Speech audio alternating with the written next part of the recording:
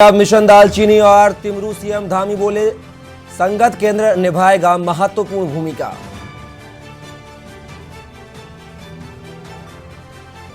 उत्तराखंड अगले महीने आएगी प्रदेश की सौर ऊर्जा नीति, 2 मार्च की बैठक में रखा जाएगा प्रस्ताव।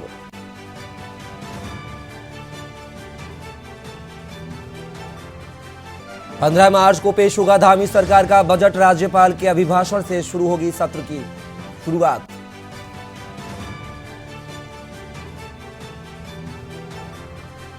भर्तियों का कैलेंडर जारी करेगा यूपी SSSC, 1-2 दिन में जारी होगा रैंकर्स भर्ती का परिणाम।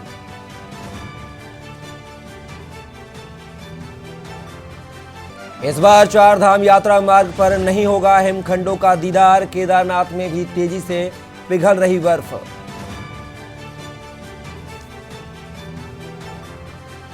और मनोहर बाग वार्ड में पड़ी 300 मीटर लंबी दरारें और बड़े बड़े गड्ढे, फीता लेकर नापने पहुंचे प्रभावित।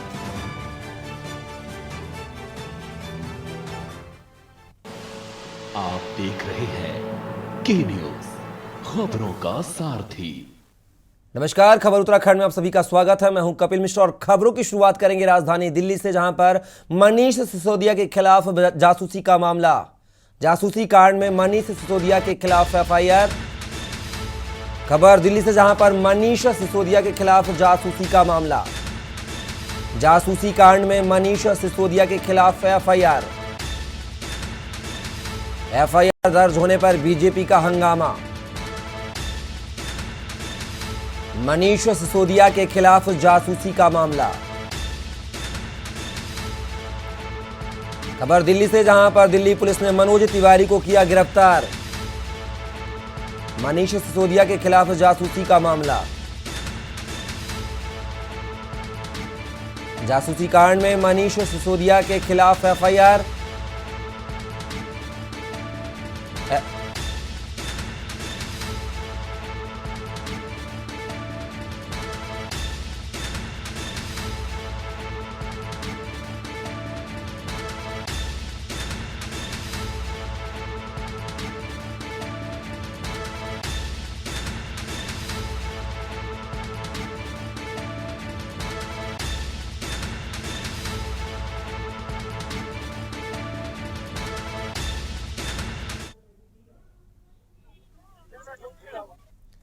तो बता दें खबर दिल्ली से आपको, जहां पर मनीष सिसोदिया के खिलाफ जासूसी का मामला दर्ज हुआ है, जिसको लेकर बीजेपी जो है यहां पर प्रदर्शन कर रही है। जासूसी कांड में मनीष सिसोदिया के खिलाफ FIR दर्ज हुई है। FIR दर्ज होने पर बीजेपी का हंगामा। खबर दिल्ली से है, जहां पर मनीष सिसोदिया के खिलाफ जासूसी का मामला दर्ज। जासूसी कांड में मनीष सिसोदिया के खिलाफ FIR दर्ज। FIR दर्ज होने पर बीजेपी का हंगामा। मनीष सिसोदिया के खिलाफ जासूसी का मामला दर्ज। दिल्ली पुलिस ने मनोज तिवारी को किया गिरफ्तार। मनीष सिसोदिया के खिलाफ जासूसी का मामला दर्ज हुआ है और वहीं मनीष तिवारी पर तो बता दें बीजेपी का हंगामा है। जब मनीष सिसोदिया के खिलाफ मामला दर्ज हुआ है तो बीजेपी यहां पर प्रदर्शन कर रही थी, जिसके तारतम्य में बीजेपी नेता और पूर्व दिल्ली के प्रदेश अध्यक्ष मनोज तिवारी को पुलिस ने गिरफ्तार किया है, हिरासत में लिया है। तो ये खबर दिल्ली से है, जहां पर मनीष सिसोदिया के खिलाफ जासूसी कांड के चलते मुकदमा दर्ज हुआ है, जिसके बाद यहां पर बीजेपी लगातार उग्र प्रदर्शन कर रही थी, जिसके चलते शांति व्यवस्था बनाए रखने को लेकर मनोज तिवारी की गिरफ्तारी हुई है।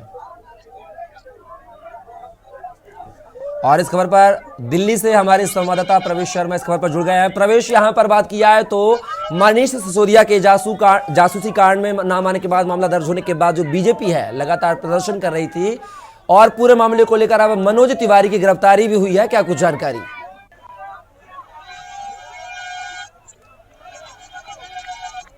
प्रवेश, अनम्यूट कीजिए। जी, आवाज आ रही है? जी जी, ये मैं आपको बता दूं, ये मामला 2016 का है, जो आम आदमी पार्टी की सरकार आई थी, तो उसने सभी विभागों के जांच के लिए एक कमेटी का गठन किया था, जिसमें उसका काम ये था कि वो हर विभाग के कार्य की देखरेख करेगी और कोई भी कार्य अगर गलत तरीके से या ये यूं कहे कि भ्रष्टाचार में लिप्त होगा तो उसकी एक रिपोर्ट तैयार करेगी। लेकिन उसी जांच के विभागीय अधिकारी ने सीबीआई में एक कंप्लेन दर्ज की थी, जिसमें उसने आरोप लगाया था कि ये मंत्रियों की भी जासूसी कराई जा रही है, कौन मंत्री किससे मिल रहा है, क्या हो रहा है, जिसको लेकर सीबीआई ने गृह मंत्रालय से मनीष सिसोदिया पर एफआईआर दर्ज करने की मांग की थी।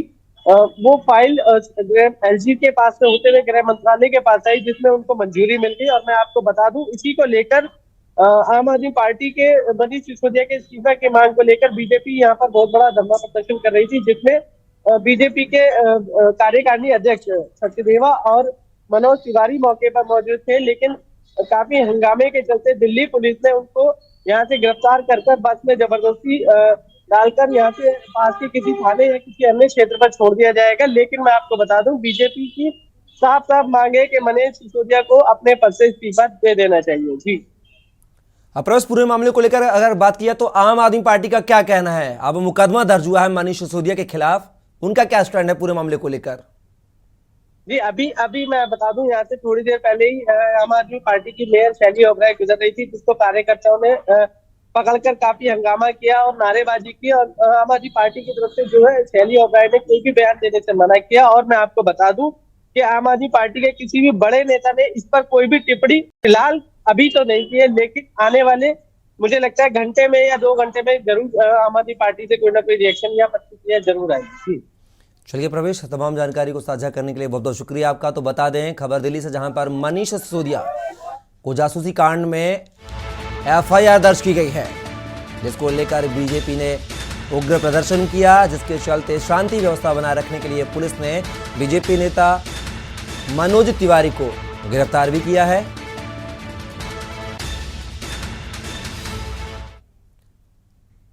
खबर देहरादून से है, जहां पर सरकार ने जारी की मुआवजा नीति। ध्वस्त घरों के लिए 31 से 36,000 रुपए प्रति माह मिलेगा मुआवजा। मुआवजे पर निर्णय अगली कैबिनेट में रखा जा सकता है। व्यावसायिक भवनों का मुआवजा 5 स्लैब में किया गया है। तो आपको बता दें, यहां पर धामी सरकार लगातार मुआवजे की बात कर रही है। और खबरों में बात करेंगे अब देहरादून की, जहां पर 15 मार्च को पेश होगा धामी सरकार का बजट। 13 मार्च से सत्र का होगा आगाज। खबर देहरादून से, जहां पर 13 मार्च से उत्तराखंड विधानसभा के बजट सत्र का आगाज होगा। विधानसभा सत्र के दौरान पेश होगा बजट। 14 मार्च को धन्यवाद प्रस्ताव पर होगी चर्चा। 15 मार्च को पेश होगा धामी सरकार का बजट। 13 मार्च से सत्र का आगाज। विधानसभा सत्र के दौरान पेश होगा बजट। 18 मार्च को विनियोग विधेयक होगा पास। खबर देहरादून से, जहां पर 15 मार्च को पेश होगा धामी सरकार का बजट। 13 मार्च से सत्र का होगा आगाज। विधानसभा सत्र के दौरान पेश होगा बजट। 14 मार्च को धन्यवाद प्रस्ताव पर होगी चर्चा। 15 मार्च को पेश होगा धामी सरकार का बजट। 13 मार्च से सत्र का आगाज। विधानसभा सत्र के दौरान पेश होगा बजट। 18 मार्च को विनियोग विधेयक होगा पास।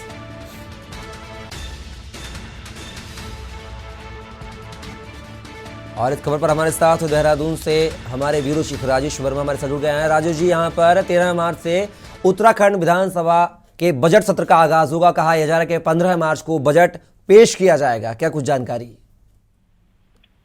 बिल्कुल, देखिए कपिल, मैं बता दूं कि जो है उत्तराखंड सरकार और खासतौर से धामी का जो है ये बजट सत्र पहली बार गैरसैंण में होने जा रहा है, जिसकी तैयारी जो है उत्तराखंड सरकार ने पूरी कर ली है।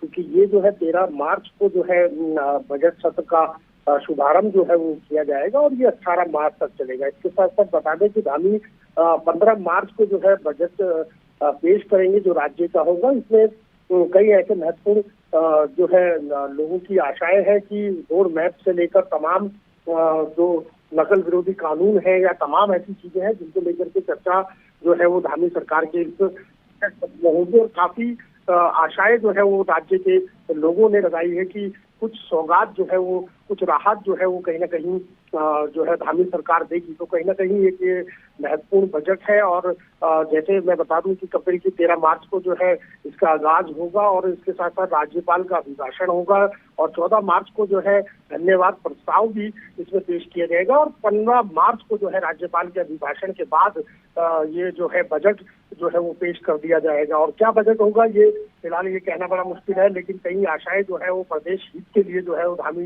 धामी के जो राज्य जो प्रजा है वो कहीं ना कहीं वो लगाए बैठी है कि कहीं ना कहीं बड़ी एक राहत जो है वो महंगाई से लेकर तमाम चीजें हैं जिनको लेकर के धामी सरकार आने वाले भविष्य में जो इस बजट का जो पिटारा खुलेगा धामी सरकार का वो उसमें मिल सकती है। कपिल और राजेश जी, इस बजट सत्र के हंगामेदार होने की पूर्ण आशंका है क्योंकि जिस तरीके से जो विपक्ष है लगातार सत्ता पार्टी पर हमलावर है और कहीं ना कहीं इस सत्र के दौरान सीबीआई जांच का जो मुद्दा है पेपर लीक मामले को लेकर वह भी कहीं ना कहीं हंगामेदार होगा, क्या ऐसे आसार भी हैं?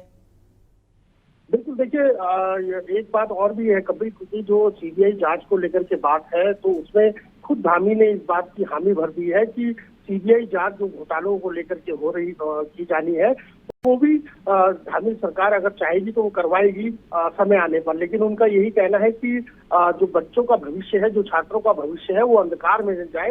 अगर सीबीआई जांच होती है तो कहीं ना कहीं परीक्षाएं जो है वो प्रभावित हो सकती हैं। तो कहीं ऐसे मुद्दे भी हैं विपक्ष के पास जो जिनको लेकर के जो है सरकार को घेरने की कवायद जो है वो विपक्ष करेगा, इसमें कोई दो राय नहीं है। क्योंकि हमेशा जब भी विधानसभा सत्र चलता है, चाहे वो बजट सत्र हो या अन्य कोई भी सत्र हो, तो उसमें कहीं ना कहीं विपक्ष जो है वो उसकी भूमिका एक महत्वपूर्ण रहती है क्योंकि जन समस्याओं को लेकर के विपक्ष जो है हल्ला बोलता है, सरकार को सचेत करता है। तो कहीं ऐसी चीजें हैं जिनको लेकर के कहीं ऐसे मुद्दे हैं जिनको लेकर के विपक्ष ने भी अपनी कमर जो है वो कस ली है और ये तो देखिए आने वाला समय बताएगा क्योंकि 13 मार्च जो है वो बहुत महत्वपूर्ण है और ये ग्रीष्मकालीन जो राजधानी गैरसैंण में बनाई गई है वहां पर इस बजट को रखा गया है। तो महत्वपूर्ण बजट है और इसको पहले देखना होगा कि क्या क्या धामी घोषणाएं करते हैं और उसके बाद क्या विपक्ष इन मुद्दों को लेकर के सरकार को। चलिए राजेश जी, शुक्रिया। फिलहाल आप हमारे साथ लगातार बने रहिएगा।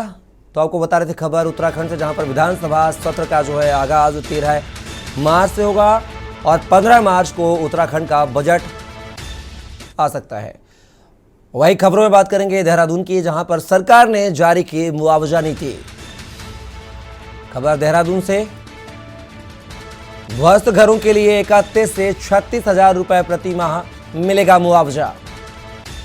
मुआवजे पर निर्णय अगली कैबिनेट में रखा जा सकता है। व्यावसायिक भवनों का मुआवजा 5 स्लैब में किया गया। खबर देहरादून से, जहां पर सरकार ने जारी की मुआवजा नीति।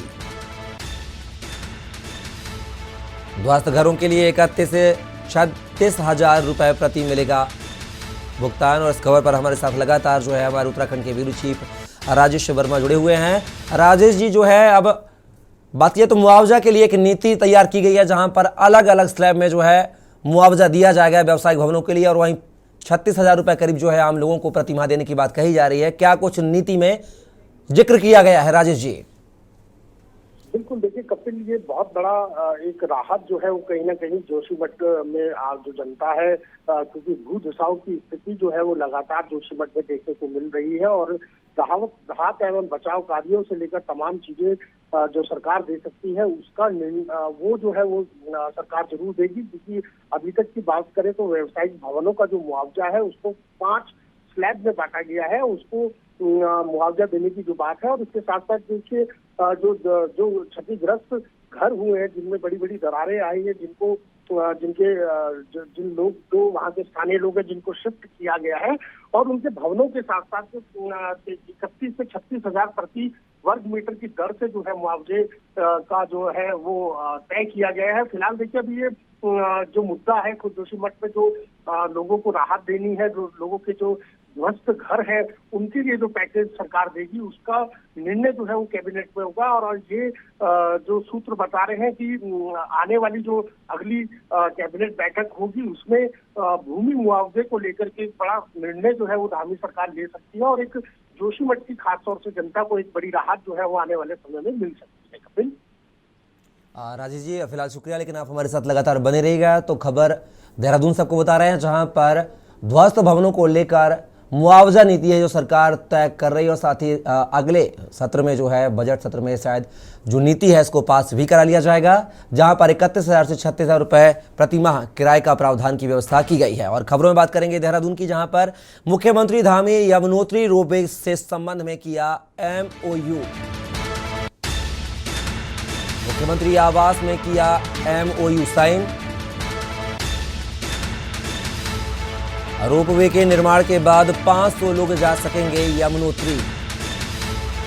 167 करोड़ की लागत से बनेगा रोपवे। 3.38 किलोमीटर लंबा बनेगा रोपवे। रोपवे का संचालन होगा PPP मोड पर। वन मंत्रालय रोपवे के निर्माण के लिए दे चुका है क्लियरेंस। रोपवे से 15 से 20 मिनट में यमुनोत्री पहुंचेंगे यात्री। खबर देहरादून से, और इस खबर पर हमारे साथ लगातार जो है उत्तराखंड से ब्यूरो चीफ राजेश वर्मा जुड़े हुए हैं। राजेश जी, यहाँ पर MOU साइन किया गया है रोपवे को लेकर, जो कि रोपवे निर्माण के बाद 500 लोग जा सकेंगे यमुनोत्री। कम समय में पहुंचेंगे यमुनोत्री, क्या कुछ जानकारी? बिल्कुल, देखिए कपिल, ये एक बहुत बड़ी जो है रोपवे जो परियोजना है यमुनोत्री के लिए, जो चारों धाम है, चाहे वो बात करें बद्रीनाथ की, केदारनाथ की, गंगोत्री की, और साथ में महत्वपूर्ण धाम जो है यमुनोत्री, उसमें जो रनिंग है, जो पैदल यात्री है वो 6 किलोमीटर का सफर पैदल करके जो है वो दर्शन करने जाते थे यमुनोत्री का। लेकिन कहीं ना कहीं अब जो एक पहल है वो कहा जा सकता है कि एक MOU साइन जो है वो आज मुख्यमंत्री आवास में जो है मुख्यमंत्री द्वारा किया गया है, जिसमें एक बड़ी राहत जो है आने वाले देश विदेश के जो श्रद्धालु है उनको मिल सकती है। क्योंकि जो रोपवे अगर वो लगता है तो कहीं ना कहीं 1 घंटे में लगभग जो है 500 से ज्यादा लोग जो है यमुनोत्री जी के दर्शन कर सकते हैं। और इसके साथ साथ देखिए 15 से 20 मिनट में यमुनोत्री जी के दर्शन जो है वो जो बड़े कहा जाए कि बड़े सुरक्षित और सुगम तरीके से करने का प्रयास जो है वो यहाँ पर किया गया है। और एक बड़ी पहल जो है वो धामी सरकार की तरफ से की गई है। और रोपवे का संचालन जो है वो PPP मोड पे जो है करने की बात जो है वो की गई है। देखिए, कहा जा सकता है कि चारों धाम अगले माह से जो है वो खुलने जा रहे हैं, तो कहीं ना कहीं आगे की जो योजनाएं हैं सरकार की, खासतौर से धामी चाहते हैं कि जो भी देश विदेश से श्रद्धालु जो है चार धाम की यात्रा के लिए आए तो उसको एक आनंद में यात्रा का अनुभव जो है उसको हो, और चाहे वो बद्रीनाथ हो या गंगोत्री यमुनोत्री हो। इसके साथ साथ देखिए केदारनाथ में भी इस तरीके के रोपवे के साथ साथ तमाम जो पुनर्निर्माण का कार्य है वो बड़ी तेजी से चल रहा है, क्योंकि प्रधानमंत्री नरेंद्र मोदी जो है वो लगातार ये प्रयास कर रहे हैं कि जो चारों धाम उत्तराखंड की जो आजीविका जो है वो यहाँ के लोगों के लिए, पहाड़ के लोगों के लिए है, तो उसको उसमें कहीं ना कहीं एक संजीवनी बूटी की तरह अगर इस तरीके की फैसिलिटी जो है श्रद्धालु को मिलती है, आम लोगों को मिलती है, तो कहीं ना कहीं आने वाले समय में जो है पर्यटक जो है वो ज्यादा से ज्यादा इन धामों में पहुंचेंगे। और यही वजह है कि ज्यादा से ज्यादा लोगों को जो है एक कहा जाए कि मदद और एक खासतौर से कहा जाए कि एक राहत जो देने की पैकेज जो है वो कहीं ना कहीं योजनाएं जो है वो कहीं ना कहीं धामी सरकार और केंद्र सरकार की तरफ से की जा रही है। और यही एक वजह है कि यमुनोत्री धाम में रोपवे का जो शुभारंभ होगा, अभी फिलहाल ये योजना पे PPP मोड पे जो है MOU साइन किया गया है धामी की तरफ से, और जल्द ही जो है इस योजना को जो है इसका निर्माण कार्य जो है वो शुरू किया जाएगा। रोपवे से एक बड़ी राहत जो है वो कहीं ना कहीं श्रद्धालुओं को आने वाले। राजेश जी बिल्कुल आप नजर बना रखिएगा। फिलहाल के लिए आप हमारे साथ जुड़े, तमाम जानकारी साझा की उसके लिए बहुत बहुत शुक्रिया आपका। तो खबर देहरादून सबको बता रहे थे, जहां पर PPP मोड पर होगा रोपवे का संचालन, जल्द ही यमुनोत्री को मिलेगी रोपवे की सौगात। खबरों में बात करेंगे देहरादून की, जहां पर शहरी विकास मंत्री डॉक्टर प्रेमचंद अग्रवाल ने विधानसभा देहरादून में हरिद्वार रोड के विकास प्राधिकरण की प्रगति की समीक्षा की। अधिकारियों के साथ बैठक लिए। वहीं बैठक में मंत्री ने कहा कि सरकार द्वारा प्राधिकरणों का निर्माण जनता की सुविधाओं को ध्यान में रखकर किया जाता है, जिसके तहत HRDA भी निरंतर प्रयासरत है। उन्होंने कहा कि HRDA ने वर्ष 2021-22 में 36 करोड़ लक्ष्य राजस्व के सापेक्ष 30 करोड़ राजस्व प्राप्त किया था। वहीं वर्ष 2022-23 के फरवरी माह तक यह 40 करोड़ लक्ष्य के सापेक्ष 42 करोड़ 83 लाख राजस्व प्राप्त करने में सक्षम रहा है। मंत्री ने बताया कि अवस्थापना के अंतर्गत लगभग 38 करोड़ के कार्य HRDA द्वारा कराए जाने हैं, जिसमें 122 कार्यों को संपादित किया जा रहा है, जो कि लगभग पूर्ण होने की कगार पर हैं।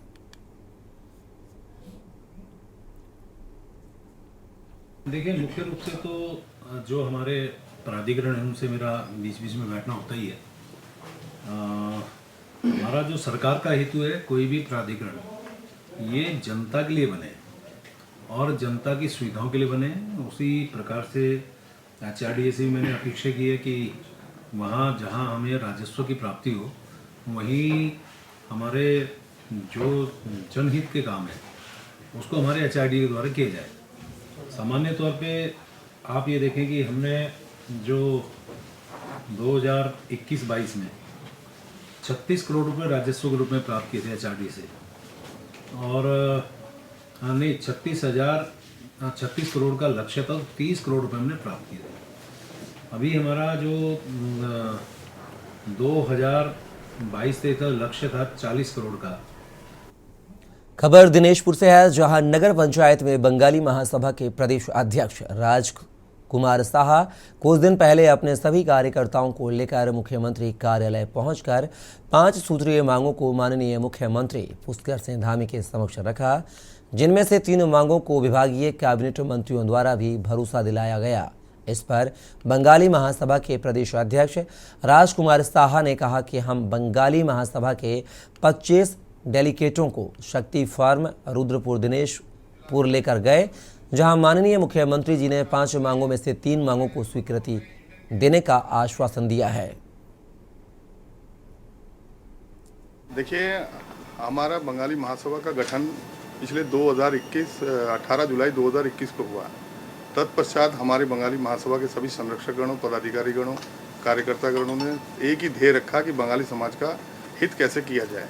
उस विषय में हम लगातार लगे रहे और पिछले दिनों आपने देखा कि हमने पूरी पाकिस्तानी एक कलंकित शब्द था जिसको हमारे बंगाली महासभा के प्रयासों से दूर किया गया। खबर हल्द्वानी से है, जहां कुमाऊं में साइबर क्राइम के मामले दिन प्रतिदिन बढ़ते जा रहे हैं, जिसमें ऑनलाइन ठगी, क्लोन ATM, हैकिंग और फर्जी स्कीम के जरिए ठगी करने वालों की फहरिस्त काफ़ी लंबी है। बाहरी राज्यों में साइबर ठगी को अंजाम दे रहे ठगों को दबोचने के लिए कुमाऊं से 2 पुलिस टीमें रवाना हुई हैं, जिनमें से 15 सदस्य हैं, जो 7 राज्यों में दबिश देकर 241 मामलों के 360 आरोपियों को दबोचने का कार्य करेंगी। सभी आरोपी नैनीताल और US नगर जिले में हुई साइबर ठगी के मामलों में वांछित हैं। ये पिछले कुछ समय से हमने जैसे 2022 के वो पूरे जो क्राइम हुए हैं कुमाऊं रीजन में, तो उसका आकलन किया तो इससे देखने को आया कि 50% से ज़्यादा जो केसेस हो रहे हैं वो IT एक्ट के हो रहे हैं, IPC में कुल। तो सबसे ज़्यादा बड़ी चुनौती अभी जो पुलिस के सामने है वो साइबर के ऊपर सबसे बड़ी चुनौती है। तो इसमें दिक्कत ये है कि जो साइबर ठग है ये भारत के अलग अलग कोनों में बैठे होते हैं, इनकी आइडेंटिटी खोजना, केस को वर्कआउट करना, ये एक बड़ा मुश्किल काम है, क्योंकि इनका बड़ा सिंडिकेट कार्टेल नेटवर्क बहुत स्ट्रांग होता है। कई नाम के फर्जी अकाउंट्स होते हैं, सिम कार्ड्स होते हैं, तो इस तरह से ये बैंक अकाउंट्स तो बहुत मुश्किल होता है इनको ट्रैक करना। खासकर जैसे ये जामतारा, मेवात ऐसे जो बने हैं इनके सेंटर्स। खबर रुड़की से है, जहां कैलिफोर्निया से रुड़की पहुंचे कैलिफोर्निया रोटरी के डिस्ट्रिक्ट गवर्नर डॉक्टर मेस्सी। उन्होंने जानकारी देते हुए बताया कि उत्तराखंड के मुख्यमंत्री पुष्कर सिंह धामी से उनकी एक वार्ता होने जा रही है। उन्होंने बताया कि वह अपनी संस्था के माध्यम से उत्तराखंड में महिलाओं के लिए ऐसे सेंटर खोलना चाहते हैं जिनमें महिलाओं को आत्मनिर्भर बनने के लिए ट्रेनिंग दी जाएगी। सेंटर में महिलाओं को सिलाई सिखाई जाएगी, साथ ही साथ महिलाओं को साक्षर भी किया जाएगा। उन्होंने कहा कि मुख्यमंत्री पुष्कर सिंह धामी से वार्ता के दौरान वह अपनी बात रखेंगे। साथ ही साथ प्रदेश में ऐसे 5 से 10 गांव चुने जाएंगे जिनमें महिलाओं को आत्मनिर्भर बनाने की आवश्यकता है। मेरा नाम डॉक्टर महसी है, मैं कैलिफोर्निया से आया हूँ और आज